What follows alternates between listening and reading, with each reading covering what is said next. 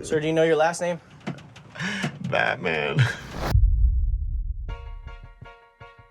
It's hard to describe what One Battle After Another is about without sounding like a generic guy with mysterious past tries to save their daughter plotline that is prominent in most action films. But if you're aware of Paul Thomas Anderson's work, you'd know and understand that there is something that hits differently than what the synopsis suggests. For spoiler-free summary, it's under the chapter Another, because I want it to be silly, or just the timestamp here. It's very mild on spoilers, this review, so yeah, you know. I think the story is very direct, even if it may get confused for having some political or metaphorical message for something. But this film is less about some war or political climate against white supremacy, but I found it to be more about personal battles, as every character, and even us as people, have motherfucker. I found it to be more about personal battles, as every character, and even us as human beings, have something personal to fight for every day, which can be your past,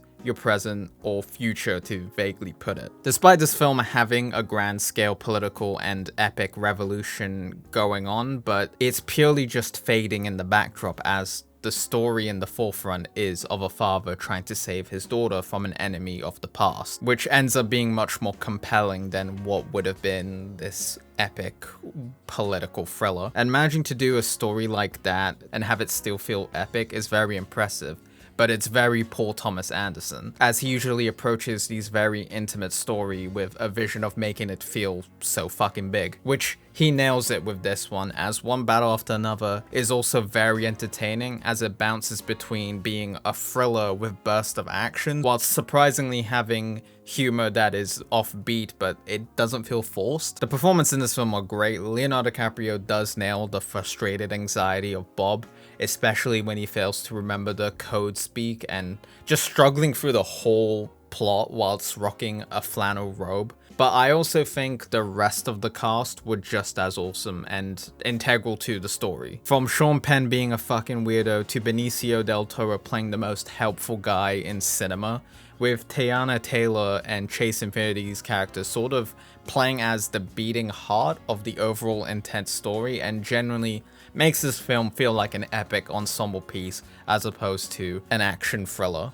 Despite its contrasty and gritty look, this film is just beautiful to look at. I find myself just to be enamored by so many shots, as they feel motivated as well as atmospheric. A big portion of PTA's career is his deliberate as well as kinetic shots, especially with long takes. And this film has a healthy amount of long takes that I didn't even notice were long takes, because it flowed so well within the scene and it doesn't come off as show-offy, which made this 2-hour 42-minute film feel like a breeze, even if my friend midway asked me how long was left because he needed a piss. And a huge part of this visual element is VistaVision, even if I saw it in IMAX. And you may be wondering, what the fuck is VistaVision? VistaVision is pretty much just 35mm film stock running through a camera horizontally as opposed to the usual vertically. It allows for a larger shooting area in which it provides less grain as well as a higher resolution and clarity in image. And with a larger shooting area, you can get more light onto the film, which makes things look different from depth of field to the way a scene can be lit. And VistaVision is definitely a key characteristic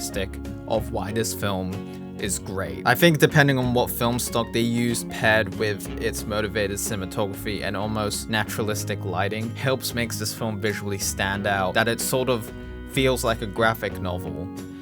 I don't know, it just looks great. I don't know. One Battle After Another is an otherworldly and bizarre thriller with enough entertainment factor to make it worthwhile. 4.5 out of 5. Although it'll definitely take a second watch to cement my opinion on this, but it's safe to say that this earns a stamp of approval from me, your boy. I think it's a great film, and it definitely deserves all the praise that it's currently being hailed at it, because this is definitely the kind of film that just makes me want to pick up a camera or go at it at a typewriter all night. Just do something creative. And it's got the elements of a good story paired with a great visual medium, whilst also just feeling fresh and exciting. Anyway, thanks for watching and hearing my yap session, but let me know what you thought of this. I'm genuinely curious. And What time is it? Is it? I cannot give you the rendezvous point. This is a key tenet of the What rebellion time sect. is I'm it? surprised you can't name it. I don't know